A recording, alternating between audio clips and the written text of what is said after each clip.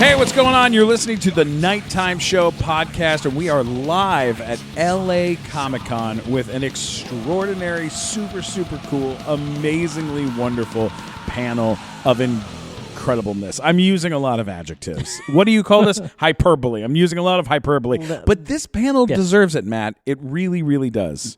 Lots of superlatives are deserved by this panel. Yep. So it is not an overreach to call them all those words. You know, the term legend gets thrown around a lot. Mm-hmm. Okay, that term, people are like, oh my God, this pizza is legendary. These people who are on this podcast are actual, real-life legends. These people have been significant pieces of history. Yeah, we had people dating back to Sleeping Beauty. Yeah. So here's what this was. This was the Nickelodeon and Disney Legends panel at LA Comic-Con. We hosted it. We put it together with a company called ASIFA, which is the organization that they're like an animators organization. They produce the Annie Awards. It's French. It's a French abbreviation that's the International Animated Film Society. There you go. Yeah. See, exactly. So with some help from them, we were able to put together a really phenomenal panel. Let's just quickly talk through who some of these people are on the panel before we get into it so you really get the idea. Yeah. The biggest one, the one that is I can't even talk about as I love him so much, is Floyd Norman. Mm-hmm. Floyd Norman is an actual Disney legend. He started at Disney. He was the first black animator ever hired by Walt Disney in 1957. He worked on Sleeping Beauty in 1959. And then went on to work on The Jungle Book and all these phenomenal, incredible everything movies. You've seen up until he retired, basically. Absolutely, yeah. And so we had him on the show. He was talking about his whole career, which was really extraordinary. Then we had Tom Sito on the show. Mm-hmm. Tom Sito is basically the head of animation at USC. Mm-hmm. He worked at Disney for a very, very long time, working on all sorts of wonderful things, but then went on to work for Lou Scheimer. Well, Lou Scheimer. With Lou Scheimer, he did He-Man and the Masters of the Universe. He was the lead animator on that. But at Disney, he is credited for writing the story for Lion King. Mm-hmm. So the guy is a legend. People love this guy. He's just a really incredible fella.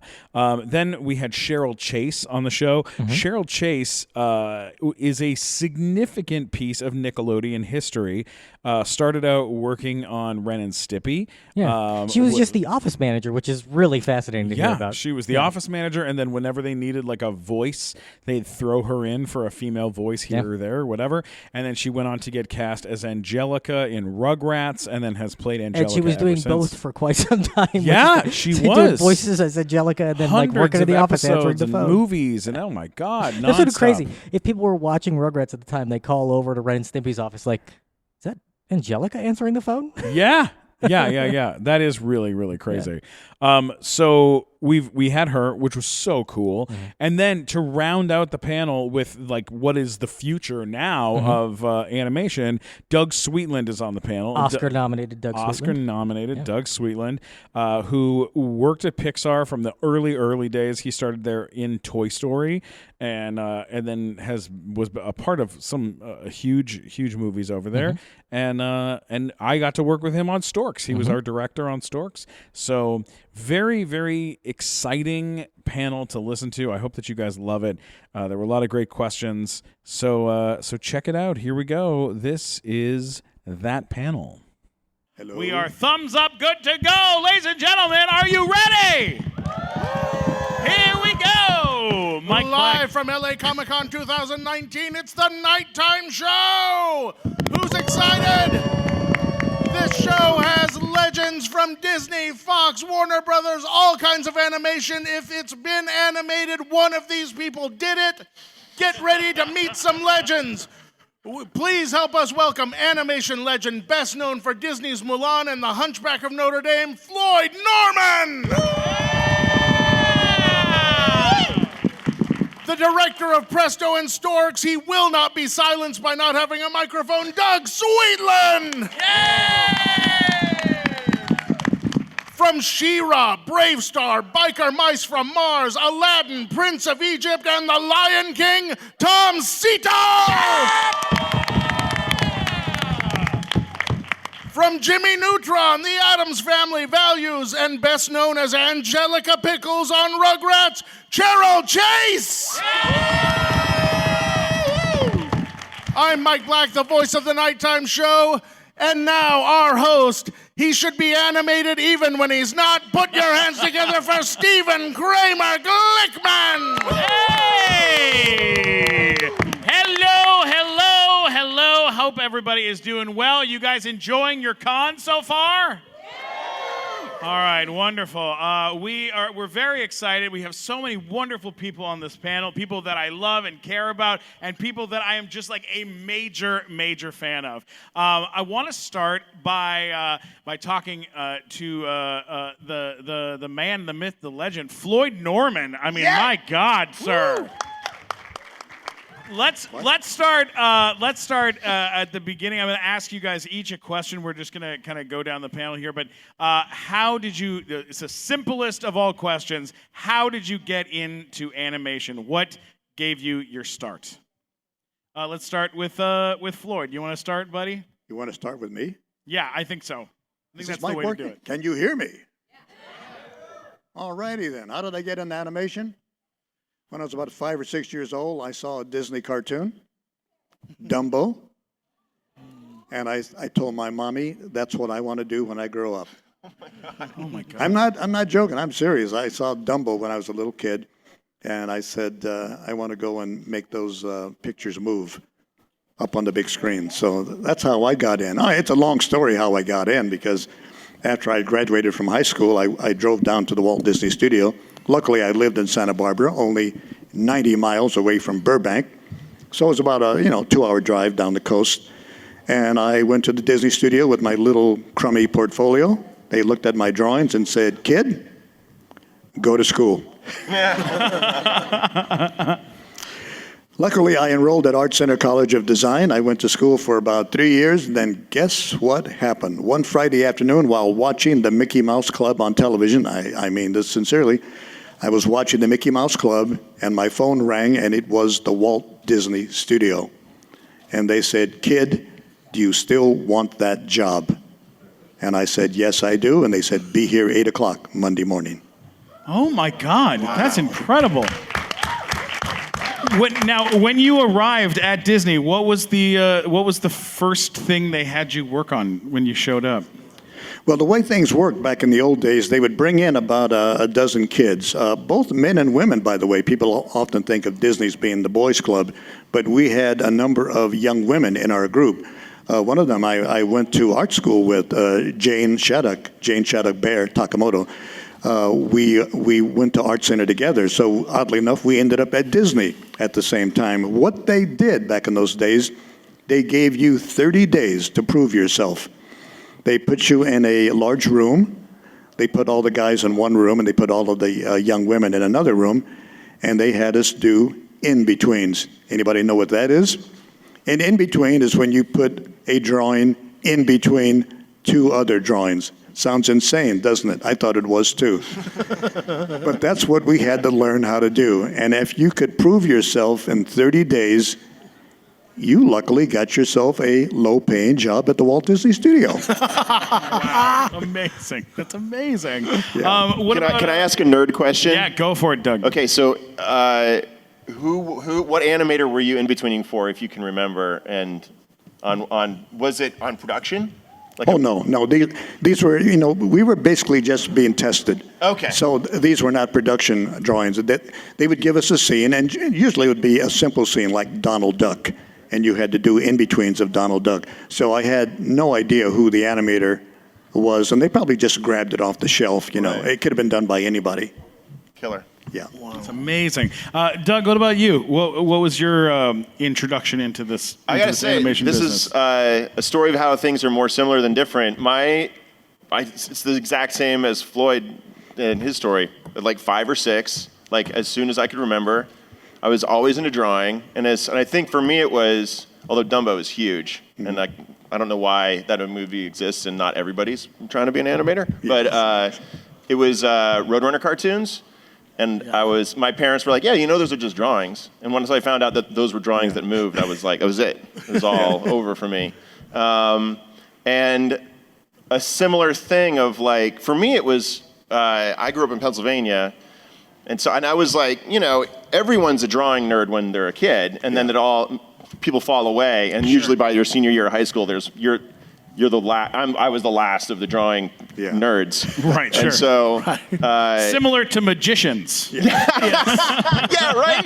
Yeah, when you're a kid, everyone's a magician. Yeah. Then you get older, and then there's always that awkward 15-year-old who's like, still doing magic. People are like, really? That's right. Slightly less deaths Yeah. on the ones giving up on animation than magic. Yeah, probably. I think, in fact, this entire convention is probably peopled with folks that never gave up on something. Yeah, 100%. That's totally from their childhood. So, but my parents, I gotta say, some folks would not have supported a kid who wanted to become an animator, especially in the 80s when there was not much going on. See Tom Sito's head nodding as a survivor of that time. But my parents, we did fly out to Cal Arts. My mom had me mail Walt Disney Studios and Warner Brothers. Where do I go to school? They both sent me a list of 10 schools, if you can believe it. And Cal Arts was at the top. It's Cal Arts and Sheridan really were the two schools in common. So my parents, out of their unconditional love and support, flew me out to meet Bob Winquist when he was head of Cal Arts, and I had by then my drawing nerd portfolio, and I got into school that way. Wow. And that was the entree. I mean, that was the one school in the United States really that could feed you into the industry as we know it. Yeah, absolutely. Cheryl, what about you? How did you get your introduction into this bizarre and wonderful business? Well, growing up, I always liked to imitate different voices, and I had a unique voice when I was little. People always, and I couldn't understand why people would always say, you're 7 years old, stop talking like a baby. And it's like, and then when I got to college, I was walking down the street one day and I was talking to a friend, and somebody ran up to me and said, "You sound just like the Billy Burke in The Wizard of Oz." And I go, "Are you a good witch or a bad witch?" And I thought, hey, maybe I can do this stuff. So I started watching, The Wizard of Oz back when we didn't have DVDs. I had to wait every year to do it, and I would tape it, and I would do all the voices. And I figured I really liked this, and because I was studying childhood development and early childhood education, but I always wanted a roommate in college who was an actor so I can help them study their lines. And then I thought, man, I really want to do this myself. And so I changed my major, and then I started doing, going up to Salt Lake and trying to get voice jobs in radio or different little commercials and things like that. And I did get a couple of jobs. But then I went back home to New Jersey and I studied acting in New York, and I took it more seriously, and then I moved out to California, and it took me 4 years before I finally got a series, and it was the Ren and Stimpy show. I got on that show, and then a little while after that... And just to be clear, you were on an enormous amount of episodes of that show. Like, you worked on that show in many, many different ways. Oh, yeah. I was like his girl Friday. I mean, John Crisplucci's girl Friday. I was the casting director, and I would just kind of help him run the office in the beginning stages. Amazing. Wow. Yeah. So, and then he was very nice. He let me go away and do RUGRATS on Fridays, and it was kind of cool because I was being this little receptionist at the Ren and Stimpy show, and then I remember I got sent to do other voice jobs. I'd have auditions, and I was doing Walla work on The Simpsons. And I was just doing the Walla work, and Walla work is background voices. And so I got a call from my agent while I was doing the Walla work, and they told me that you got a call that you're going to be Angelica on the Rugrats. And I'll never forget that moment. That was it was like a surreal moment for me So Yeah, and then when you got cast, Well, seconds. so go ahead. Mike. Angelica, your voice is so powerful that people in the other room are dying to get in here. I know. They Bashing want down the me. wall. They want me. We got to get in here for Dumb Angelica. babies, they don't get to come in here. Like, did you know that Angelica, that show that Rugrats at the time was going to be what it is? I mean, it's still to this day a major show. Well, we really had no clue. We thought it was only going to go for like maybe a season, but it was. I had to take other jobs. I had to do other jobs while I was still doing. I was working. As a receptionist and casting director at Ren and Stimpy, but I was still doing Rugrats and doing more auditions. But then once they put. It was only on weekends, Saturdays and Sundays in the very beginning. But once they put it on Monday through Fridays during the dinner hour, the families sat down at dinner watching the show, and that's how it got its pull, its momentum. Amazing. Tom, Sito, so amazing to have you here. A big fan of you, but I'd love to know, how did you get into this business? How did this start for you? Okay, well, here we go, over here. Actually, I'm the son of a Brooklyn fireman, and I grew up in Brooklyn before it was hip, when it was a dump. The Welcome Back Kotter kind of Brooklyn, so I'm that group. The beginning of Captain America. Yeah, exactly.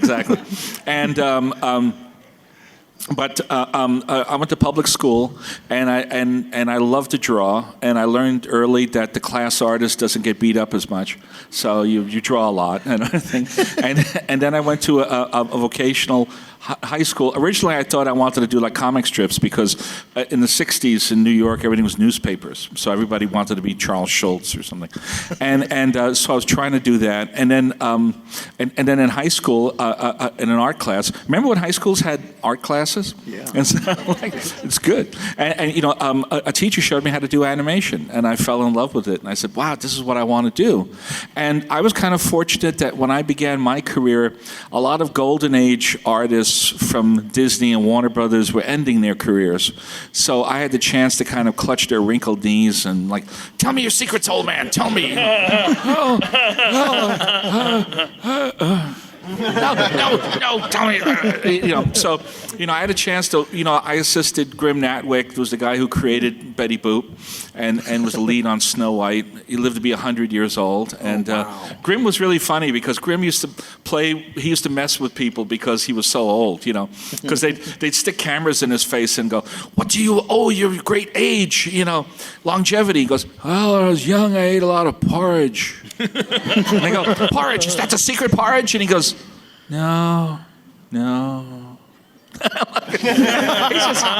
he's just messing with them, So I started to get my first jobs and all in the New York area, and then I came out here, and I had a chance also to work with a fellow named Seamus Culhane, and Seamus, he had a small New York studio, but he was a Disney animator, ex-Disney animator, and even though we were doing a little show for nutrition, it was a little film that they run in elementary school, about vitamins and stuff. Be sure you remember and don't forget to take some vitamin C every day, like that.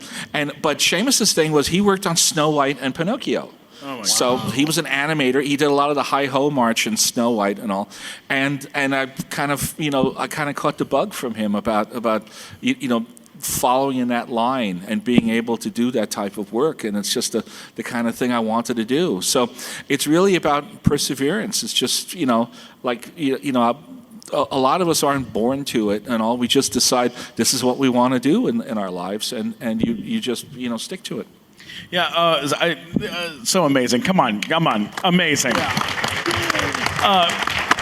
I'd love to talk with you guys each about the early days of the places that you're from, but in particular, Tom, I don't know if you can tell, our audience all has these comic books. I see. These are the Nighttime Show comic books that Overnight Prints made for us. They're amazing. They've got all sorts of cool artwork in them. And the cover of all of them is from an artist named Mario Delgado, who literally turned me and Mike Black and Matt Walker and Mike Glazer into, well, it turned us into He-Man, me into Fat He-Man. And I mean, I'm wearing the He-Man shirt. I know you worked on He-Man, which is extraordinary. What were the early days like of that studio, of working for him? For Lou Scheimer. For Lou, Lou's a lot of fun. Lou's a great guy. He was also, like, he came from the ranks. He was a layout artist and all, and very nice. And what was interesting about the He-Man show was when we first started working on it, like the first week I was storyboarding on it, and I turned to the guy at the next table, it was Don Manuel, and I said, Don, the name of the show isn't really He-Man, right? That's like a temp. That's like a temp title. The real name will be like Ragnar or Karnak or something, Torel. And he goes, no, it's really He-Man. Like, okay. Like, I don't think we were prepared for like what a big hit it was, like how huge it was. And like we were doing the shows, and the shows were fun. And we had to do a certain amount of reuse footage in each one to keep the budgets down. So we had this stock system of like the walk is one, like stock 1A is standing there talking. My favorite was stock 16, which is He-Man going. A mighty laugh. A triumphant laugh from He-Man. Yeah, I did it, and like stock 3022 is Tila in the foreground. Drops down and you see her butt when she bends Yes. and stand. That one, I vividly remember that one. That's a good one. That's a good one. Yeah, because they used it for Evil In also.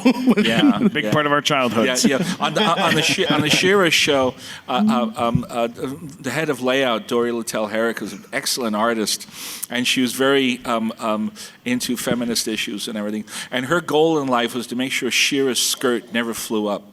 Wow. That stupid little tennis skirt. She would be wrestling octopi and monsters and jumping off buildings, and that skirt always stayed modest. It never. No matter how hard I prayed. No matter how hard I prayed. Mike Black. She was true to her job. Cheryl, what was Nickelodeon like at the beginning of that company? I mean, you were there from a very early piece of that company. I was there very early. What comes to mind is in the early stages, this was a Ren and Stimpy thing. I was John Christopher's Girl Friday, so I was his #1 office person. So we were there till 9 o'clock. He had to write a letter to Nickelodeon, to Vanessa Coffey, the executive producer at the time in Nickelodeon in New York. And he was like so super nervous, and he didn't know how to do a computer, and I didn't know how to do a computer, but I was just pretending. And so it took me 4 hours, but we finally got the letter done, and we sent it off, and we were out in the parking lot, and he's not a hugging man, but he actually was like almost to tears and hugged me and said, thank you so much. I mean, because there was so much pressure. Oh, yeah. A lot of pressure. I remember a lot of pressure. His story, too, that the situation that happened between him and Nickelodeon and Billy West is like it's one of the craziest things I've ever heard. And I don't know if you guys know this story, but very quickly, John Kay, who created the show, was the voice of Ren and John and Billy West from Futurama and everything. He was Stimpy. and then John Kay was writing the show and working on it, and he was animating the show too. Mm-hmm. And he kept fighting. They were fighting. The network and him were fighting on all sorts of weird things and things. Yeah, he couldn't keep his deadlines. Was his main thing. Yeah. A lot of times, because when you do the animation, you have to send it overseas. You do all the color work and you send it overseas. And he would halt production because it was the wrong kind of blue. And so he would send it back to Korea. And so that's why little idiosyncrasies like that. Yeah, and then because he was turning in the episodes so late, they weren't reviewing everything, and sometimes he'd get really like messed up stuff like on TV, and they like just kind of kept happening. There were like all these fights, so they ended up firing John Kay from his own TV show, and Billy West replaced him. So Billy ended up doing Ren and Stimpy on the show. So he like lost the voice. It was like it's like one of the craziest upsets in Nickelodeon history, or in like cartoon history. Yeah. But like, yeah, fascinating, like a fascinating, like early crazy time. You know, very early crazy. Like I don't think someone could pull that off currently. I don't think a switcheroo like that could really happen right now. I think animation fans would go nuts. Having something like that happen back then, you learn from those experiences, and so other people look at that and say, well, let's not do that. Yeah, the only thing I've ever seen happen similar was like Dan Harmon on Community, when he was doing Community and then just was like, I hate this show so much, or I'm so tired of doing this, I'm gonna start doing like the paintball episode and just doing like the weirdest possible stuff, and then they let him go, and then there was such an outcry that they brought him right back. So you know, it's a tricky thing. You know, Floyd, I gotta ask you, Floyd. I mean, the origin. You were there in the early days of the Walt Disney Company. Your first credit on IMDb is working on Sleeping Beauty. So, although I didn't get a credit. Even though you didn't get maybe credit on the film itself, like you're credited online for working on it. So yeah, it's really weird. I have to tell the kids this who don't understand screen credits. Today on film screen credits, everybody gets a credit, even your pet cat, right, or your dog, or your brother-in-law gets a screen credit. But I received my first Disney screen credit, believe it or not, on The Hunchback of Notre Dame. And that was probably around 1994, I think. My God. And I started at Disney in 1956. Oh, my God. I worked on a lot of shows and never got a credit. I did story on The Jungle Book, never got a screen credit. I animated on Robin Hood, never got a screen credit. I worked on so many Disney films that I have 0 credit on. Now, to me, it's no big deal because whatever. I worked on the film, and I had the chance to be at the Disney studio at a fantastic time. So it was a valuable experience. But I am grateful that I worked on so many of what are regarded now as, I guess, sort of the Disney semi-classics. The real classics were, what the old guys did, the guys who were up in years when I arrived in the 1950s, and they were our mentors. Guys like the 9 Old Men, Frank Thomas, Ollie Johnson, Milt Kahl, Ward Kimball. That group mentored us, so it was a great time to be at Disney, to learn from the Disney masters. But, it was a fantastic opportunity to work with the old man himself. Oh, my God. Friggin' Comic-Con. So weird. Are we doing voices? I don't know what's happening. It's the voice actor panel. Oh, man, that's tough competition. Wow. I hear music and there's no one there. Oh, my God. Let's all yell something back. Yeah. Be quiet over there. Yeah, be quiet. We have legends in the room. Let's all do that together. Be quiet. We have legends in the room. Ready? Be quiet. We have legends in the room.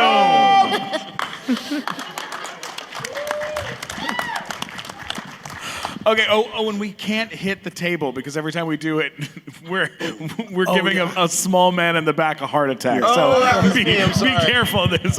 Sorry about that. Be very careful about that. I'm so sorry. Hey, Matt, what are you watching on TV these days? Lately, I've been watching a lot of astronomy videos on YouTube. Astronomy videos? Yeah. Why are you watching astronomy videos on YouTube? I like space. Well, if you like space, then you're going to love Bliss Lights. Mm-hmm. Bliss Lights is absolutely amazing. They have this thing called the Skylight, and it is a laser light show that you put in your living room. It shines up on the ceiling, and then basically you have the whole universe just shining right above you. You don't have to watch TV to look at the stars in the sky. You don't have to go camping to look out at galaxies. You can literally sit in your living room and watch the Skylight from Bliss Lights. That sounds amazing. It is amazing. These are the guys who do the laser light shows for all the theme parks, and now you get to have a laser light show in your living room. All you have to do is go to blisslights.com. That's blisslights.com. I'm talking about blisslights.com. This is it's like, forget a nightlight, all right? You got a nightlight for your kids, throw that in the trash, okay? This right here is the next level, and it is absolutely incredible. Go to blisslights.com. We're talking about blisslights.com. Oh, and use promo code NIGHTTIME for 10% off your order. That's NIGHTTIME for 10% off. Come on, go use it right now. blisslights.com. All right, let's get back to the show. Doug, Sweetland, your career, I know you started at Pixar at the beginnings of Pixar, and I know that because I watched the Pixar documentary after we knew each other, Right. and I was like, I had no idea that you had done stuff really over there. I knew that you had done that you had been nominated for an Oscar for a movie that you did over there for a short, but I didn't know that you were such a significant part. And then I'm sitting there watching this Pixar documentary, and Doug Sweetland, with hair, by the way, with hair, I can say that because I'm bald, shows up and they're like using your footage of you busting through these doors as Woody. And it was like a whole, and I was like, oh my God, like you worked on Toy Story? Like you were a part of that from a very early part. When did you end up over there? How'd that work? Thank you. I started working at Pixar when I was 19 years old on Toy Story. So it was just a weird confluence of being really just right place at the right time. What was the place like at that time period, though? Yeah, so it was similar to like He-Man. Actually, it was really similar. I think because we all were like, Toy Story, that was the name of the movie, right? Even John Lasseter was like, all right, the Toy Story was a working title. And so let's come up with a real title. And it was like, I just remember there was a big email that went out and we all got to vote on it. We all got to contribute to it. The whole studio got to throw names. And it was just the biggest pile of garbage names. Like the closest one that was like, was Spurs and Rockets. It's just like just garbage. So bad. Imagine, Spurs and Rockets 4 just came out. That just sucks. Yeah, so that's bad. That was just a case of the working title becoming the actual title. Just like I've seen Spurs and Rockets, but it was at an adult theater. Entirely different. Yeah. The skirt might have lifted up in that one. Wow. Howdy, folks. So Pixar was in this industrial park in this little teensy town and way outside the Bay Area called Point Richmond, and I think I was the 12th animator. There were about 60 people at the company. Their main money was out of making software and hardware. They actually sold machines. You know, they were and they were doing shorts, kind of, and lots of commercials. Anyway, so it was great. Like I think. In a way, it's sort of what I'm looking for now as a director. Is like, where's the garage where a bunch of scrappy kids are trying to like put on a show, which I imagine is literally I think everyone on this panel, all the way down the line, I'm sure has had we were lucky enough to be a part of that at some point. Yeah. And because it's an environment with a ton of opportunity where you can be a Girl Friday and then be like, hey, we need someone on mic. Do you want to step in? And then, hey, boom, that changes your whole career. I think that place is called Netflix. Yeah. If anyone's from Netflix is in the audience, I have a business card. So the funny thing about being an animator on Toy Story is they had to crew up computer animators at a time where there was no such thing as computer animators. So I had done hand-drawn, and I thought I would. My mom when I was at Cal Arts, my mom was like, you should take these computer courses. And I was like, Mom, what do you know? And then sure, I thought I would be a hand-drawn animator, and then I was like, I'll give this a try. They had, so it was a lot of hand-drawn animators from CalArts. There was a lot of stop motion guys they pulled together. There were very few that had done computer animation before. They trained everybody, on the computer. There was even a guy who animated sand. He won a Student Academy Award animating sand, and then he was our supervising animator for like 4 movies. Oh my God. Yeah, so it was cool. Like, it was cool, and even at 19, I knew, like, this is a once-in-a-lifetime opportunity because there was no method, there was no legacy, it was just you in a box, and everyone came up with their own crazy ways of approaching the work. And I just think it's very rare that you have that kind of freedom. Yeah. And you're empowered, you have no choice but to try stuff. Yeah. And that's how Toy Story got made. And you had Steve Jobs.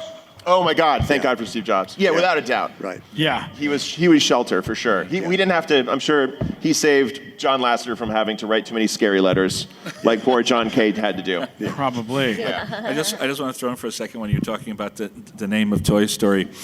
During Beauty and the Beast, we had a similar contest to try to give the Beast a name. Because we said, he doesn't have a name. They just call him Beast. And said, maybe you should have a name. And we had a whole list, and they were terrible. They were all like, Mo Beast, Seymour Beast, or something, Joe Beast. We just said, just leave him Beast. That's it. Never mind. Yeah. Nobody thinks about it. No. What's in a name? That's so funny. I love that so much. Ronald the Beast. Mike, is that yours? Yeah, that's a pretty good name. That's my contribution. That's a good contribution. You take it if you want it. I like Sheldon. Sheldon the Beast. Sheldon. There we go. Oh, he's sensitive. He likes to read. There's something I wanted to ask you, Doug, on the film Finding Nemo. You worked on Finding Nemo. That's right. And you have kids. I've met your kids. They're awesome. There's a moment in Finding Nemo that I know you worked on specifically. There's a lot of moments that you worked on, but in Finding Nemo, I know a specific one that you worked on was when the father and son fishes hold hands. Yeah, at the end, which is a very emotional thing. For people, for some reason, it hits some really big things for people, and what I kind of wanted to do is kind of ask you guys each, is there a moment or something that you've worked on, a moment from something that you've worked on that stands out to you as a moment where you go, oh my God, I'm so happy I got to be a part of this particular thing, or that this thing stands out for me as a standout piece. Thanks, man. Yeah, I mean, the thing you're talking about, that was so funny because that's the piece, I don't know if you guys have seen the Pixar story, but that's the piece that Leslie Iwerks happened to catch me on. That was the scene. Yeah. And so they cover it sort of in that movie. And that's the whole thing, is a story of fighting typecasting. Because I was young, spry, and spazzy, so I would always do the flaily stuff.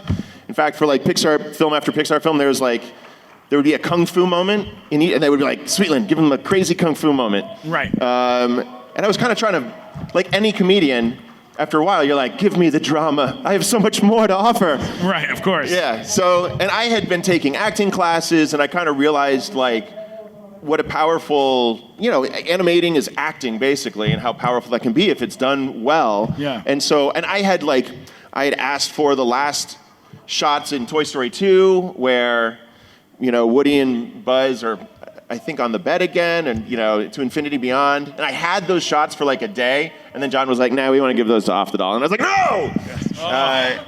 So I had to wait a whole other movie, and I remember, just being the goodest little boy I could be.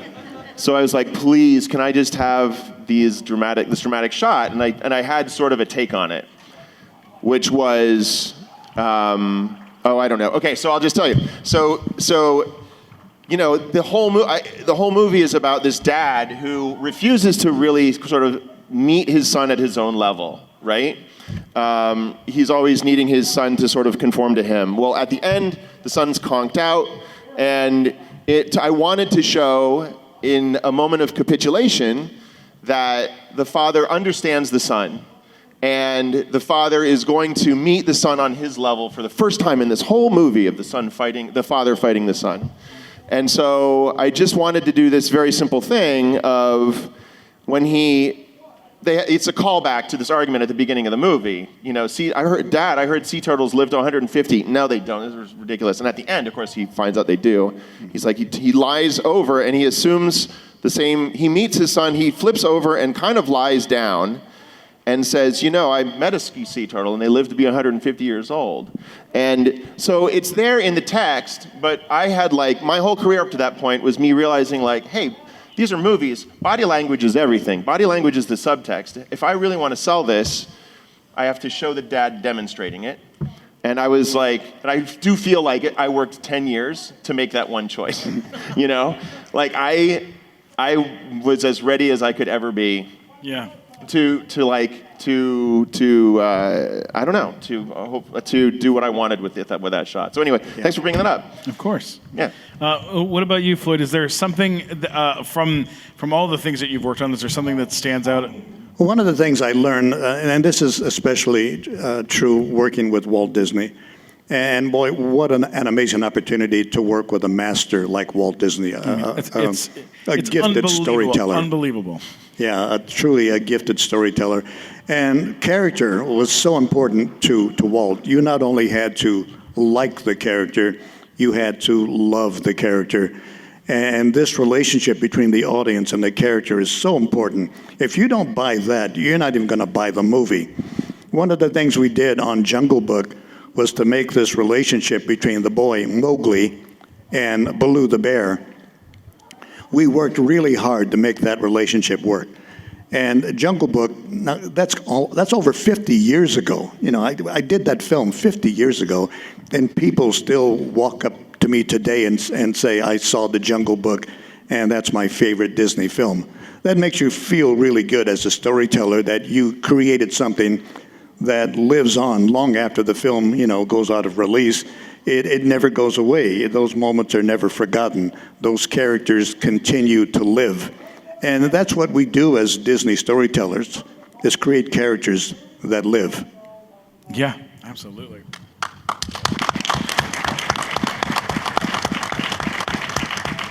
Cheryl, what about you? Is there something from your history of your career that when you look back at it, you're like, that's like I finally got to really put my stamp on something. This is a significant piece of who you are? Well, what comes to my mind, because Angelica, she's like this dumb little. What did I say? Oh my gosh! No, Angelica, she. When I don't think of Angelica as heartwarming, is what I want to say. But something that really is a blessing and a special memory for me is how RUGRATS touched the lives of children so much around the world. I was involved with it's a charity organization called Famous Phone Friends, where I would call sick children in the hospital as Angelica. Oh, wow. And a lot of them, most of them were dying of cancer. And I remember this one little girl, she was 5 and she was terminal. And she actually thought she was talking to Angelica, and she'd say, Angelica, let's sing with me. Let's sing Dancing Queen from ABBA.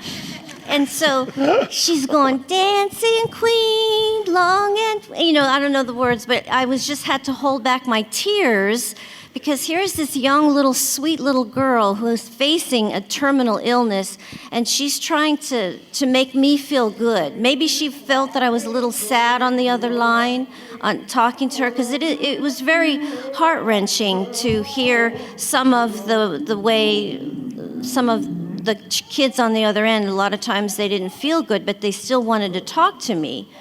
I remember this one, I called the hospital room, and the mother answered the phone, and I said, I'm going to talk to your son. And the mother said, Jimmy, do you want to talk to Angelica? And I could hear him get up from his bed, and he was going, you could hear the pain that he was in, but he wanted to talk to a cartoon character, Angelica, and it was some of those moments talking to those kids will never leave me, and it just makes me realize how important cartoon characters are, because you don't know what children are going through in their lives and how it can affect them and change them and want to make them do better and comfort them. It's amazing. That's amazing. Yeah.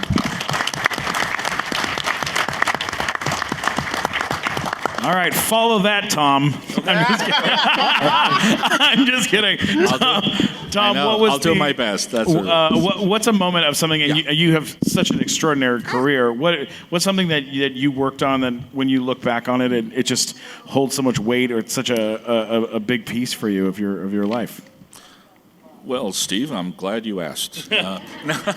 Actually, I animated the scenes in Beauty and the Beast when the Beast is eating his breakfast in the morning, and he's first learning how to use a spoon, and it's a man who's never used a spoon in his life. So the opening shot is they're having their porridge, their oatmeal in the morning, and you look at the Beast, and the Beast is going like that, with his face in the pan, like a bulldog. And I actually had to talk the director into it, because he was like, "Do you think that's too much?" And I go, "No, it's funny. It's gonna work. It's good. It's gonna work. Don't worry." And he comes up with the big cheeks and all. And, like, what? What are you looking at? And a year later, I was on a different picture, and they were taking a group of elementary school, preschool kids around to show them the studio, and it was like a little tour that they did at the Disney studio. And the producer, said, "This is Mr. Sito, and Mr. Sito's an animator, and he makes the characters come to life." And I said to the kids, "Has everybody seen Beauty and the Beast?" And they didn't talk. They all went. Yeah. And I said, "You remember when the Beast is eating his oatmeal in the morning?" And they didn't say anything. They all went. And I actually teared up. I actually was like, wow. That is amazing. They like it. Hey, Matt, let me ask you something. This time of year, it's starting to get a little cold. It's heading into the winter months. How do you feel about the winter months? I'm not a fan. I'm cold. I'm cold in July, let alone in October. Then I've got something that you're going to absolutely love. Yo Shirt, the company that has brought you these like really, really cool shirts and socks and all sorts of stuff. They've got that app. You can upload your own images and get stuff printed. Upload your image and get it printed right there, and you can do one-offs. They're so cool. They make so much cool stuff.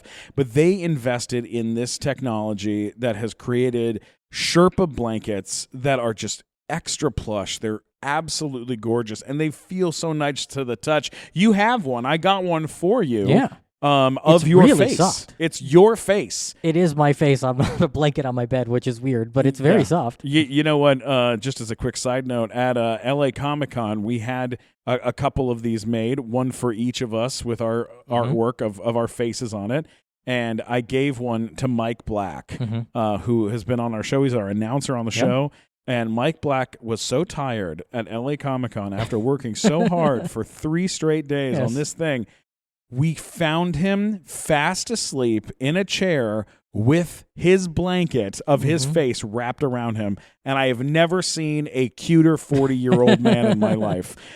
Go to Yo Shirt on your phone. Go to the Google Play Store. Get it there. Go to it on the iPhone. You can get it there, or on an iPad. Upload it, just Android play as well? with it. Android, everywhere. It's available everywhere, and just go and experiment and play with this thing. But I'm telling you right now, these Sherpa blankets are absolutely incredible. You should get one. They're gorgeous. They're going to keep you warm, Matt. They're going to keep you warm. What if they want one of your face? If you want one of my face, you can grab the artwork from my Instagram and drop it right onto it, and I'll tell you what, you'll end up with get to sleep with my big old giant hairy face. So that's what you want out of your life. I mean, congratulations to you. You're making good choices. That's all I can say. So go to YoShirt.com. Check it out. Yo Shirt on all the app stores. YoShirt.com.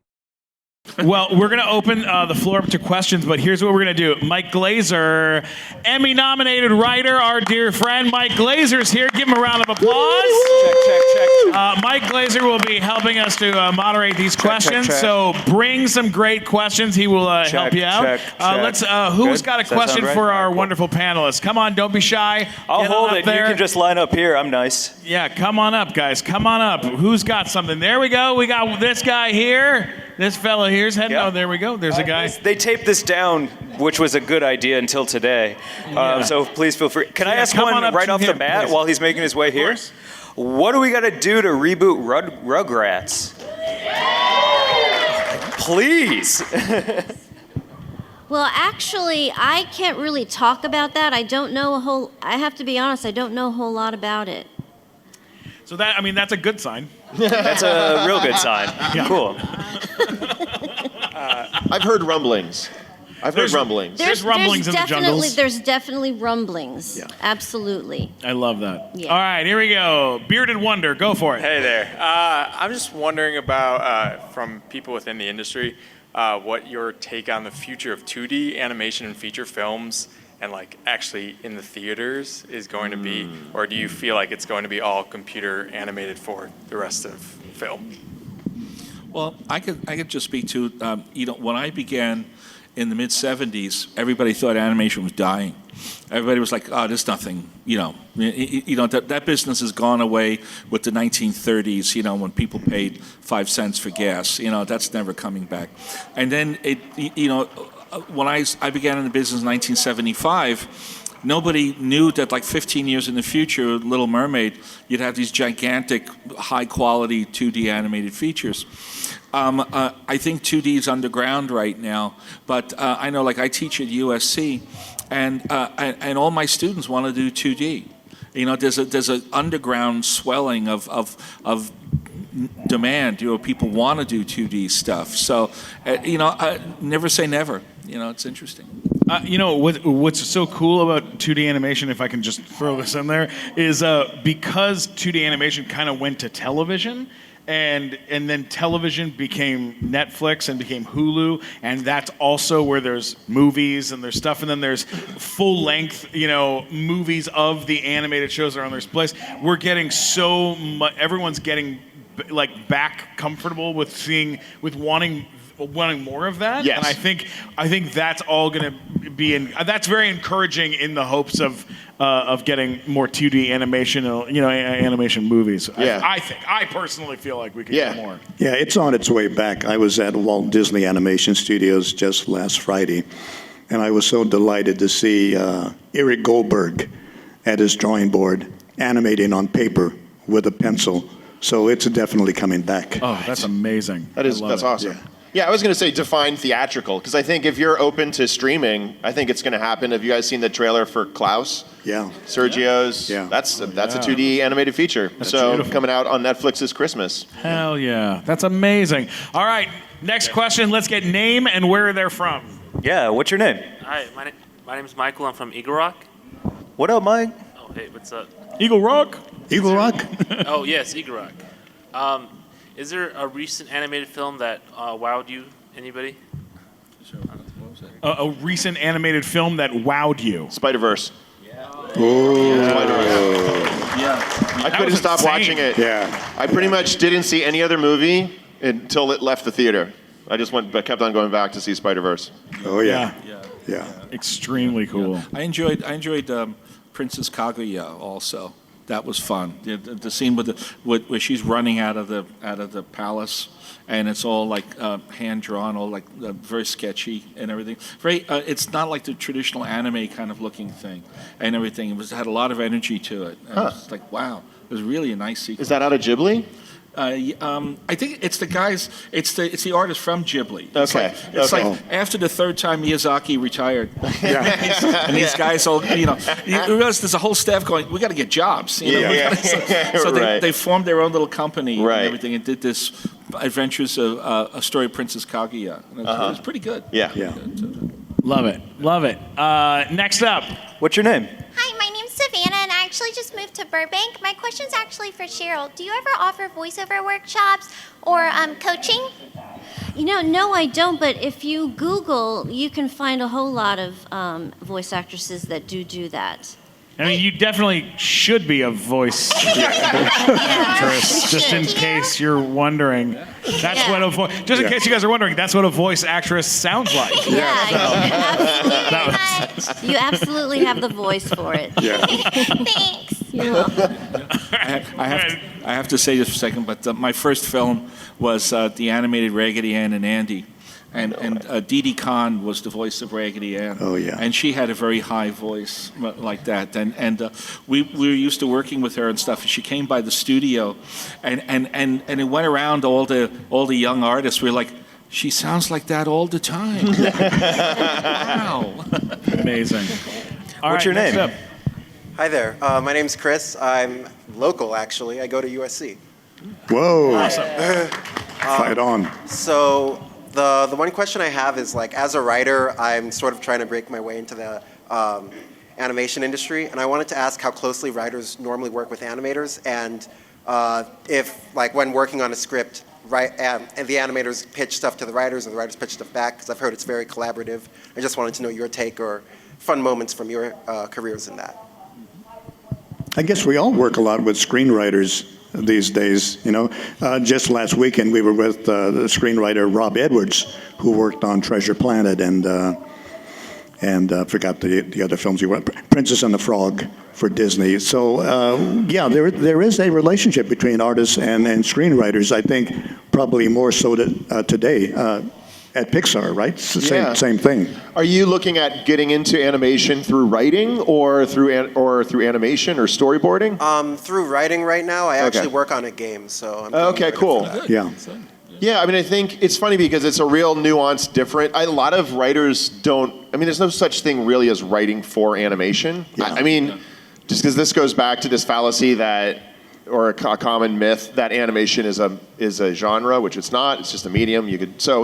A lot of times, I know with Pixar, it's just like they try to find a good writer. So it'll be like Tom McCarthy will do a stint, and Michael Arndt famously worked there on Toy Story 3, so it'll just be on quality of writing. So but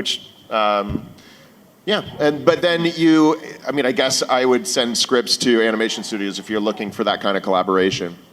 Joss Whedon worked on Toy Story. That's right. Yeah, exactly. I'm going to say, like, on Aladdin and Shrek, we had Ted Elliott and Terry Rossio, who also wrote Pirates of the Caribbean. Yeah. And all, and generally, like, it's like on the feature end, like television is kind of different because television you're working from script, and it's like a lot tighter, like The Simpsons and Family Guy and all. That's like very, very tightly scripted.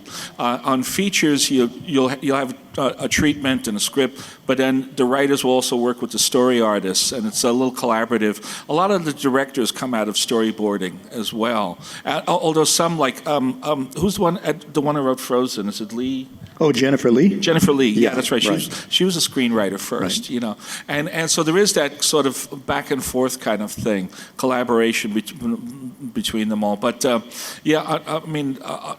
worked on Pocahontas, and one of the writers of Pocahontas, Susanna Grant, later wrote Erin Brockovich and In Her Shoes, you know. So there's always that kind of back and forth thing. Amazing. Yeah. Incredible. Good question. Next question. How's it going? What's your name? I'm Sadie. I'm from New Hampshire. I was actually just wondering what your favorite classic Disney and classic Nicktoons are. Wait, classic Disney and classic what? Nicktoons. Nicktoons? Nicktoons. Ooh, classic Disney. Are you talking to me? Nicktoons. Everybody. Oh, and could you repeat the question? I didn't kind of hear you too well. What's your favorite classic Disney movie and classic Nicktoons show? Yeah. Oh, okay. Floyd, you go first. Hands down, my favorite Walt Disney feature film is Pinocchio, which I consider a Disney masterpiece.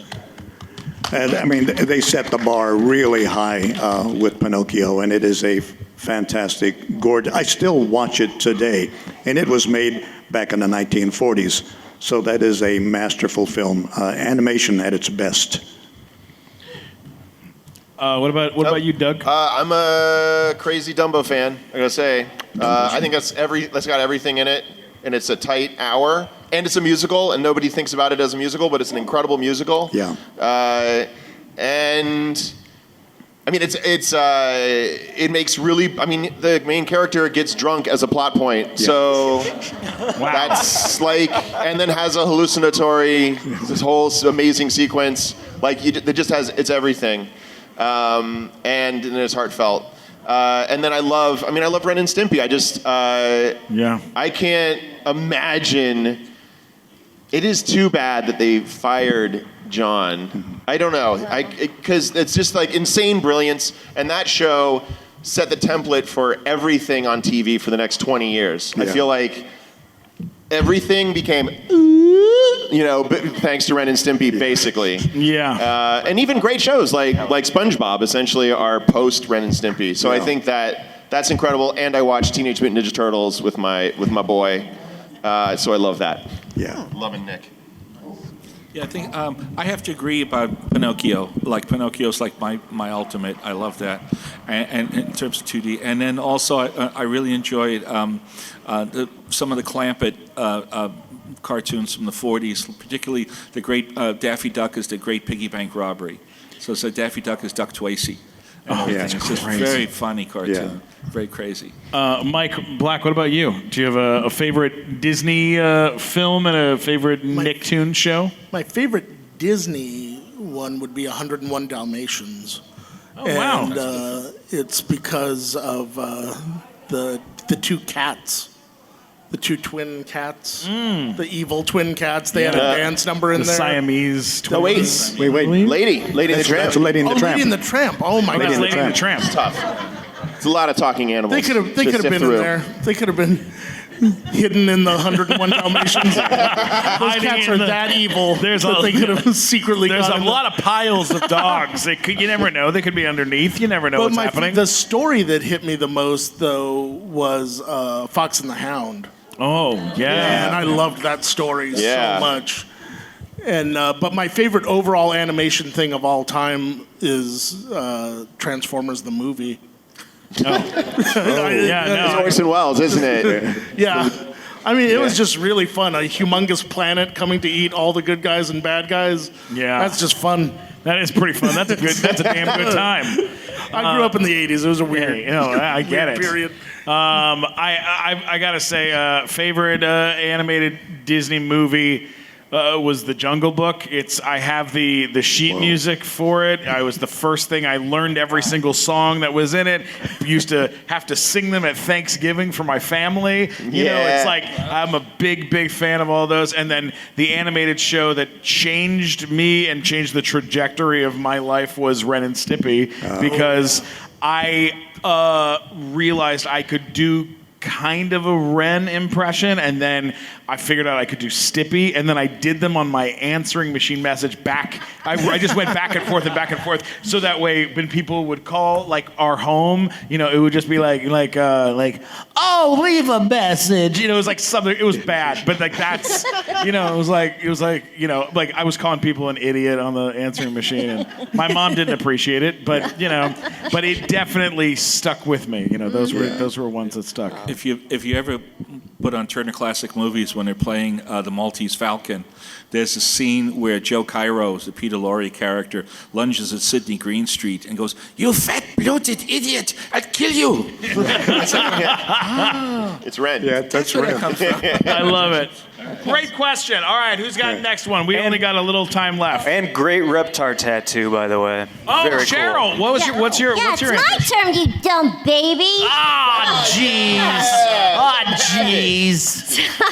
My favorite Disney movie, there's kind of two. One is Alice in Wonderland, because I love the artwork. It's even the opening credits are so magnificent to me.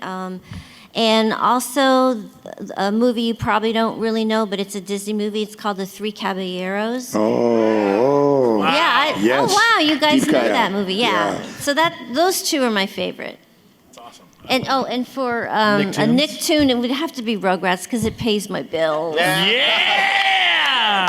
You better believe it. All right, Mike Glazer, who else you got? What you got? Hi, what's your name? My name's Krista. I'm from the Victorville area, so like an hour or two away. Awesome. Thanks for being here. Thank you. I mainly wanted to know what your guys' takes, like all of you, are on live actions. I wanted to know if you think that they can be as impactful and emotional. On live action? Yeah. Oh, interesting. Okay. Well, a long time ago, there was an animator, English animator named John Hallis, who said animation should pick up where live action leaves off. And there is a certain applied surrealism to animation that audiences accept. That lately with digital and all, the borders have been stretching. I mean, there's more and more interesting stuff happening in live action. It's like, one of the reasons why there were so many musicals, in the 1990s and all, was because people accept the surreal tone of an animated film. The way, if you, like right now, Spielberg is remaking West Side Story. And it's an idea like, would you accept, gang members today doing pliés and dancing in the streets and everything, on cars and whatever. But as an animated thing, we accept it. We go, okay, it's okay, So it's the old thing that Ollie Johnston, one of the 9 old men, used to teach us is that it's not about copying life. Animation is caricature of life, which is you push life a little more real than real, and that makes it more interesting. The other thing too that you guys have done, all of you guys have done this, is by making movies or shows where you that are animated, you kind of lure people in with this sense of security that everything's going to be okay. It's a safe environment. You've got these sweet, wonderful characters. People fall in love with these characters, and then when you hurt them or you do something hard to them or they lose something because you love them and you've been drawn in by them, it impacts you and it's harder, as opposed to live action where you're like, you have to really love the actor. The performances have to be extraordinary for you to feel emotion about, Nothing live action has come close to Bambi's mom. No. Nothing. No one's mom on film has ever been killed that has had a bigger impact on people than Bambi's mom. Yeah. I would argue that. Should we take next question? I'll just say that's a really good question, and I'm going to think about that's it. a great question. Later, really for the rest of the day, I'm going to think about it. Yeah. Probably because the lines are so blurred, and has anybody seen Undone on Amazon? I just finished that. Ooh. It's a totally rotoscoped show, and I go back and forth thinking, is this more effective or less effective? Are they, And I'll just say we're forced to confront this question of why do you do something animated and why do you do something in live action? And I don't know. So that's a good question. Yeah, I'm with you on that. All right. How's it going? What's your name? I'm Lucas. I'm from Chino Hills, California. Yeah. What's up, Chino? 15 years old. Huh? I said, what's up, Chino Hills? Yeah. They have a great Applebee's out there. So my question was basically so as artists, and I realized for anything actors, musicians, because Stan Lee even said he sees himself in some of his characters. If you were to make a series, or even, I'm not even sure if you made a series where, how do you find the motivation to make a character emotional or relate to that character and really put it out into the actual animation as a cartoon, make the character something that you can feel yourself and create the story of the character and make it a beautiful thing. You know what's crazy? How do you do that? Is you can't not do that.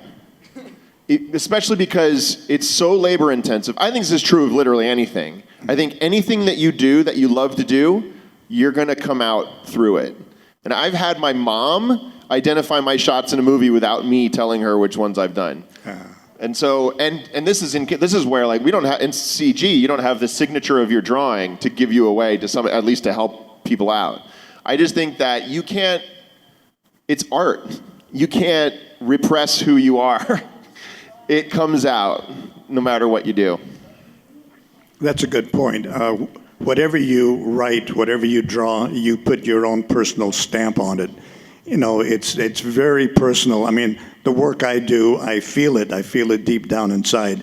And I think all artists feel this. You know, it's a very personal kind of work we do. And we do it because we love it. We do it because we have to do it. Yeah. Yeah. That makes a lot of sense. Tom?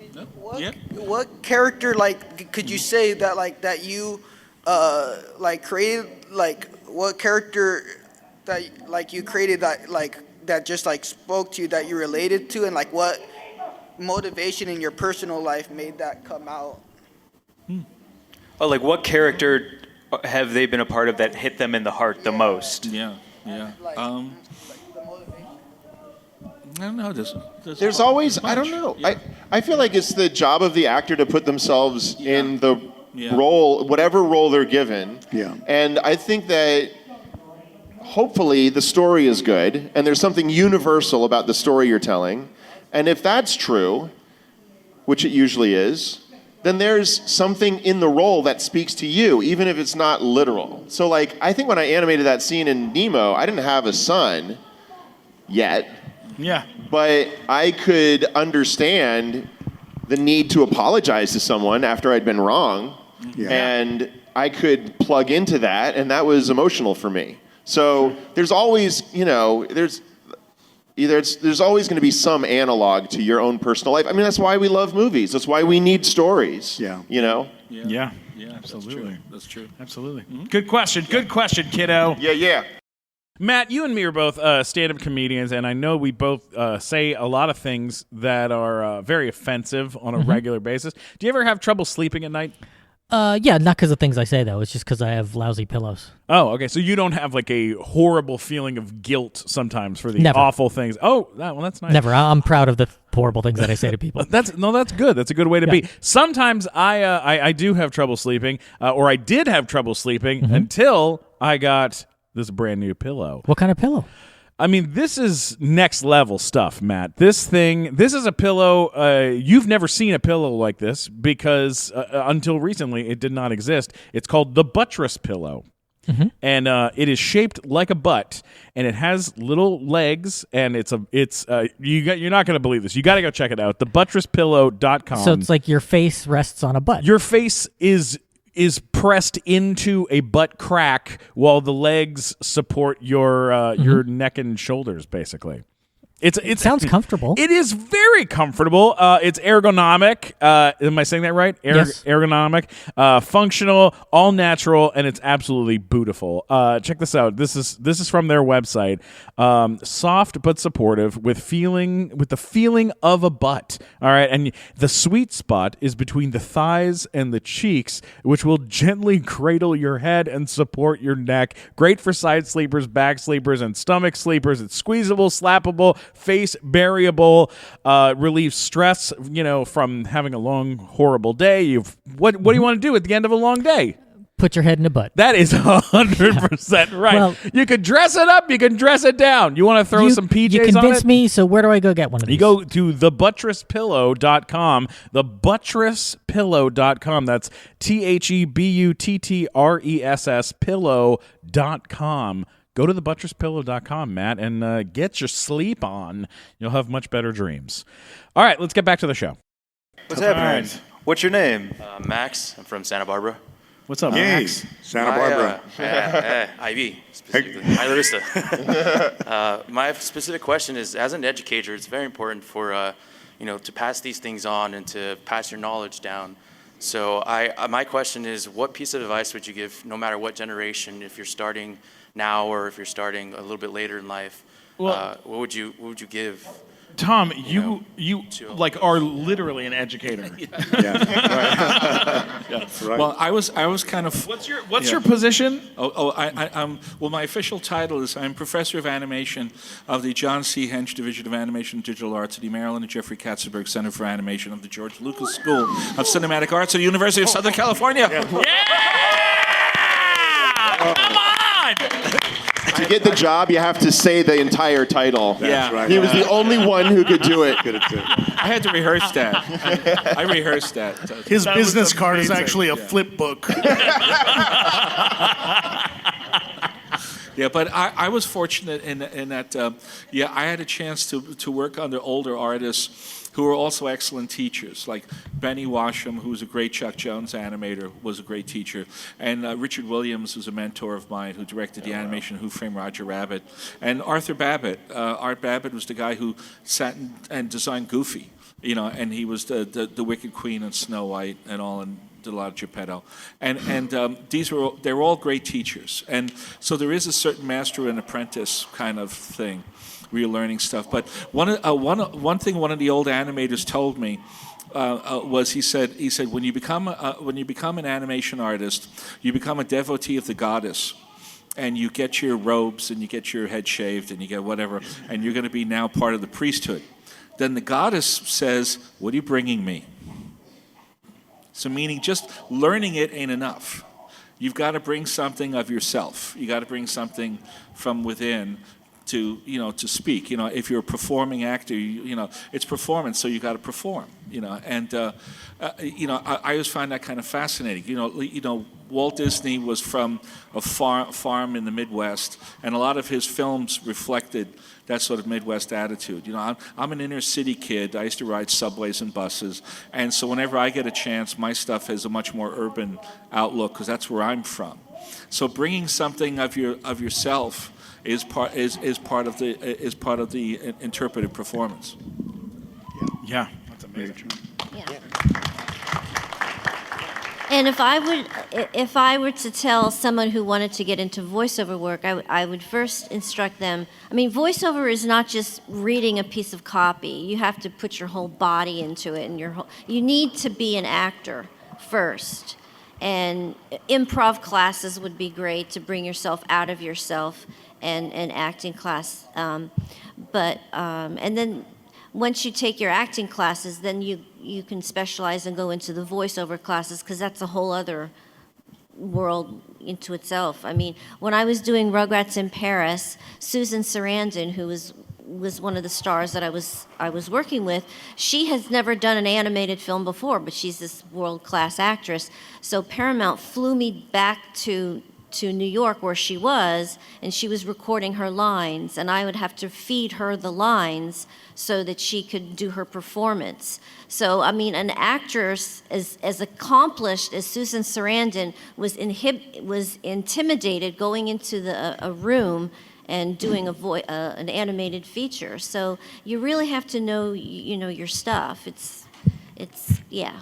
Yeah, you have to be good to pull it off. And one of the things I learned working with actors at Walt Disney Studios, it's amazing the number of movie stars who cannot act. You put them in a studio and they have to perform. It's just their voice and their ability as an actor. And so many top stars are really lousy actors.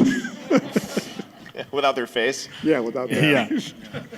I always tell people when they write me or they ask, like, how do you get into voiceover work if you're trying to get in, or you want to be the announcer for a thing, or you want to be the voiceover spokesperson for a car company, or people are always trying to find ways in. Yeah. I always say, if you know anyone who owns a business and that business needs a commercial, volunteer to be the voice of the commercial for free, because they're your friend, and then you can start building like your reel. And that's like one way in. But there's amazing schools of animation where people, like schools, are looking for voiceover people, and they're doing scratch tracks themselves and just trying to throw your hat in the ring and say, like, and a lot of it is saying I'm a voiceover actor and going like, I want to do this. If anything ever comes up and you think I'm right, please let me know. And like, just throwing it out there, it's not. It's better for people to know than to not know, because people don't always assume that you can do the things that you want to do. Mm-hmm. Floyd, what about you? In terms of getting out there? Just telling, giving people advice on their life lesson. Life. You mean wanting to do this job? Well, number one, first of all, you have to really want to do it. And that means making a total commitment. One of the things I notice about the people who are successful in this business, they're the ones who really wanted to do this job, and they were totally committed to it. There's going to be challenges. There's going to be difficulties. A lot of talented people fall by the wayside because they simply give up. I remember one screenwriter who said, I'm really not that good, but a lot of the talented screenwriters, people who were far better than me, they all quit. They all gave up. It was too much. But he plugged away at it and eventually got a job, and that job led to another job. And that goes across the board, whether you are an animator, screenwriter, an actor. So much of this job is being able to hang in there, being able to stick with it, not giving up. And that would be my advice to you. That's damn good advice. Yeah. Absolutely. Ditto. Wonderful. That's great. We have time for one last question. Everyone together, let's all chant that together. One last question. All right, make it a good one. I wish you were wearing a different outfit. That would be incredible. I'm poor. I can't afford anymore. It's fine. You look great, buddy. Thank you. Grad student budget. Anyway, so my other question, hi again, is do you think that Western animation studios could learn more from like Eastern anime and stuff like such alike? Because I recently saw Studio Trigger's Promare, and it was beyond amazing. And I actually saw it. It was my Spider-Verse for this year, because I saw it like 3 more times when it was in theaters, and it's still showing. If you haven't seen it, check it out. What's it called? Sorry? Promare. Like Promare. Promare. It's but Okay. like the just Pronoun? Okay. Yeah, it's like it's all hand drawn with like some CGI in it. Okay. It's very amazing. cool. Very cool. What is the title? Promare.